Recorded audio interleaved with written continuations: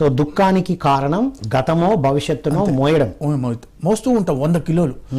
ముసలోళ్ళు నడుస్తుంటాం, ఒక అడుగు తీసి ఒక అడుగు వేయడానికి కష్టపడతాం. ఎందుకు కష్టపడాలంటే మీ అంత బరువు మీరు మోయగలరు. కానీ ఇవన్నీ ఏంటంటే వెనక మనం పట్టుకుని అయ్యో ఫ్యూచర్లో ఏమవుద్ది, మా పిల్లలు ఏమవుద్ది, నా జాబ్ ఏమవుద్ది, వాళ్ళ పరిస్థితి ఏంటండి, రేపు ఎలా ఉంటాం, ఇవే. ఎప్పుడైతే ఈ లివింగ్ ద మూమెంట్లో ఉంటారో ఇవేం ఉండవు, ఏ బరువులు ఉండవు. ఉంటాయి, ఉండలేదు ఉంటాయి. అదే మన పిరమిడ్ మాస్టర్లు చేసేదంతా ఒకటే. సో అందరూ మ్యాక్సిమం ఆ స్టేజ్లోనే ఉన్న అందరూ గ్రేట్ మాస్టర్సే.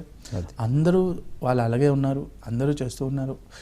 ఒకప్పుడు కష్టపడి చెప్పాల్సి వస్తుంది, ఇప్పుడు చెప్పకుండానే ఎవ్రీబడి, ప్రతి చిన్న పిల్లవాడు కూడాను చాలా టాలెంటెడ్గా ఉన్నారు.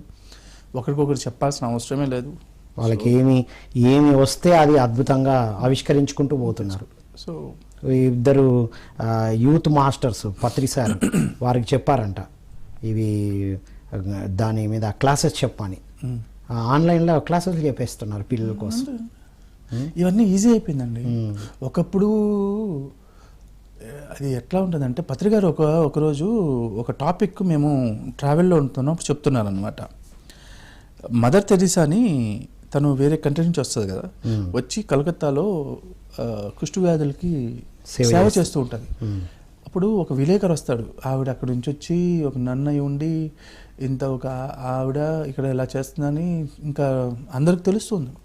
ఒక విలేకరు వెళ్ళి ప్రశ్న వేస్తాడు, అసలు మీకు తెలుసా కుష్టు వ్యాధులు ఎంతమంది, కొన్ని కోట్ల మంది ఉన్నారో, మీరు ఒకరికొకరు చేసుకుంటూ పోతే ఎంతమంది చేస్తారా అని క్వశ్చన్ వేస్తే ఆవిడ మంచి భలే సమాధానం చెప్పింది.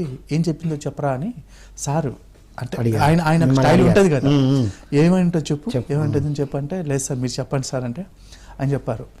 ఒక రాయే పెద్ద చెరువు ఉంది, అందులో నువ్వు వేయడం వరకేరా, అది వేస్తే అది రిప్లై అది ఎంత చివరి ఉందో అంతవరకు వెళ్ళి తిరిగి మళ్ళీ వస్తుంది. కాబట్టి నువ్వు ఒక్కడివే నువ్వు చేస్తున్నావు అనేది ఆలోచించొద్దు.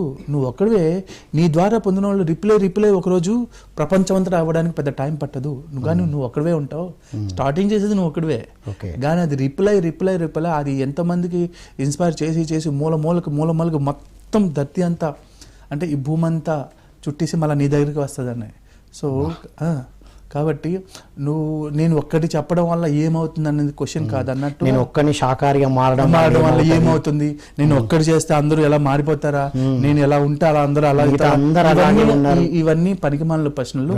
నువ్వుగా ఉండు, నువ్వు మొదలు పెట్టు చాలు. అది ఎలాగా అంటే నీ యొక్క చైతన్యం, నీ యొక్క ఎనర్జీ, నువ్వు చెప్పే ఫీలింగ్ అది ప్రపంచం అంతా చుట్టి నీ దగ్గరికి వస్తుంది. రైట్, బూమరాంగ్ అంతే, బొమ్రాంగ్ లాగా ఇప్పుడున్న స్టైల్లో మాట్లాడాలి, అంతే ఇప్పుడున్న వర్డ్స్ లో మాట్లాడితే. సరే సార్,